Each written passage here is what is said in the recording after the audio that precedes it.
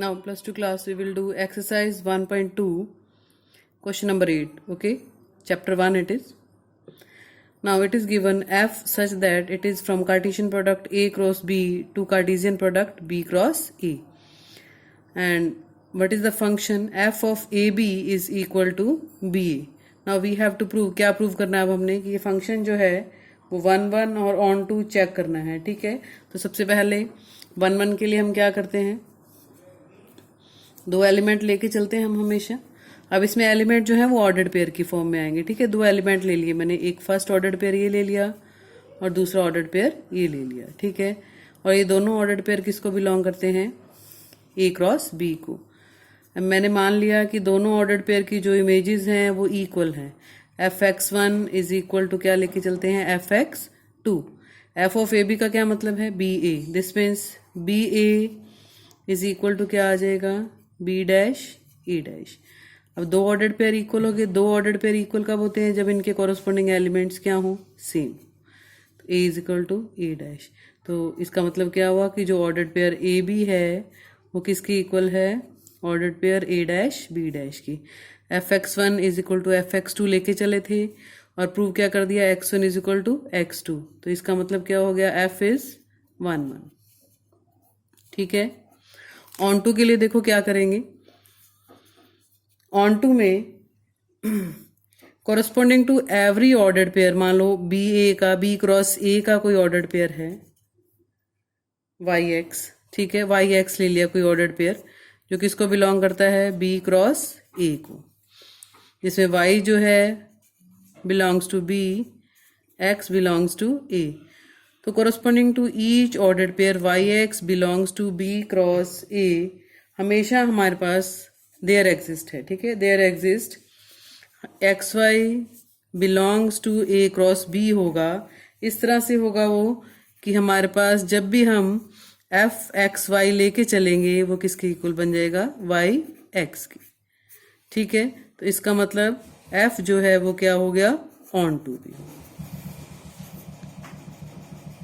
Okay, now question number 9. Question number 9 में देखो क्या है, F natural number to natural number कोई फंक्शन डिफाइन किया हुआ है. ठीक है, और एफ एन किसके इक्वल है, n प्लस 1/2 आएगा अगर n क्या है, ऑड है. n/2 आएगा अगर n क्या है, हमारे पास इवन है. ठीक है, अब सबसे पहले हम चेक करते हैं 1 1. चेक करना हमने कि ये 1 1 है, ऑन टू है या बाइजेक्टिव मीन्स दोनों ही है, 1 1 भी और ऑन टू भी. तो 1 1 के लिए सबसे पहले देखो मैंने n1 पुट किया. ठीक है, n1 किस में पुट कर सकते हैं, अगर ऑड है तो fn किस में पुट करना है, n प्लस 1/2 में. तो f ऑफ 1 क्या आ जाएगा, 1 प्लस 1/2, दैट इज 2/2. 1 आ गया. अगर मैं n2 लेती हूँ, इवन नंबर्स के लिए फंक्शन क्या है, n/2.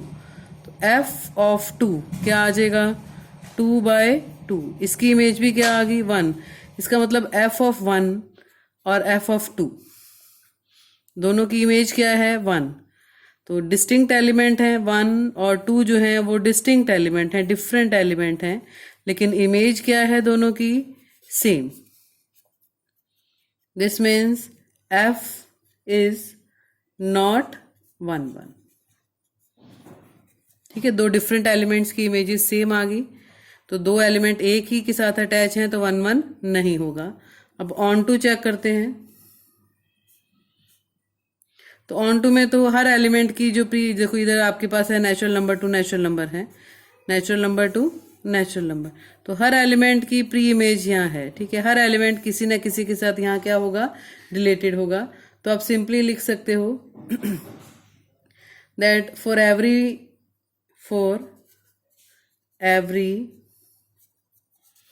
y belongs to n there exists x such that fx, x belongs to n लिख देना, such that fx is equal to क्या होगा, y.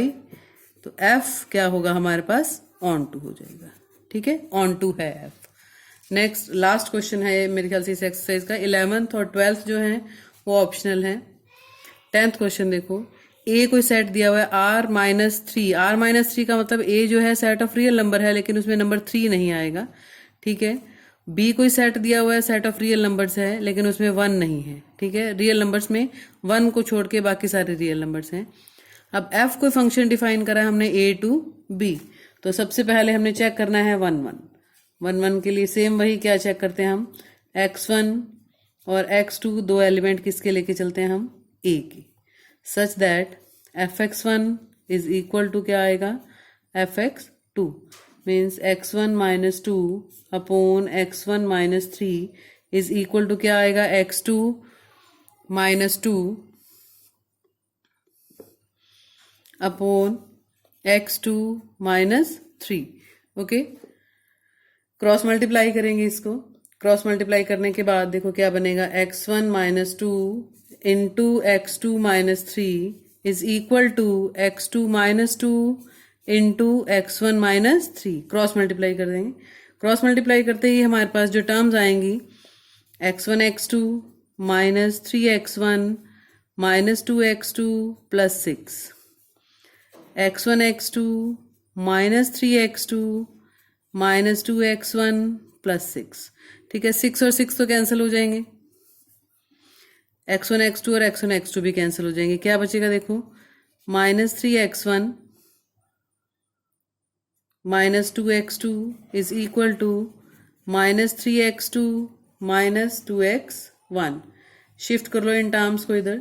जैसे हम शिफ्ट करेंगे देखो क्या बचेगा हमारे पास, एक साइड पे सारी terms, minus 3x1 plus 2x1 minus 2x2 plus 3x2 is equal to 0। So minus 3 and plus 2 minus x1 plus x2 is equal to 0. This implies that x1 is equal to x2. तो function क्या हो जाएगा हमारे पास, 1 1। fx1 fx2 लेके चले हैं equal, और हमने प्रूव कर दिया कि x1 इज इक्वल टू क्या आ गया, x2 भी आ गया, तो फंक्शन क्या हो जाएगा, 1 1। ऑन टू के लिए हम क्या करते हैं, ऑन टू के लिए हम लेके चलते हैं कोई भी element y belongs to b। अगर y बिलोंग्स टू b है तो fx इज इक्वल टू क्या होना चाहिए हमारे पास, y होना चाहिए, ठीक है। This means x minus 2 upon x minus 3 is equal to y।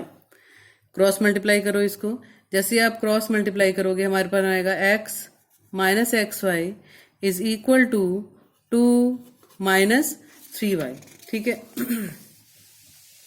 2 minus 3y। अब x वाली टर्म्स में ये कॉमन ले लो, x इसमें से क्या बनेगा, ये 1 minus Y is equal to 2 minus 3y।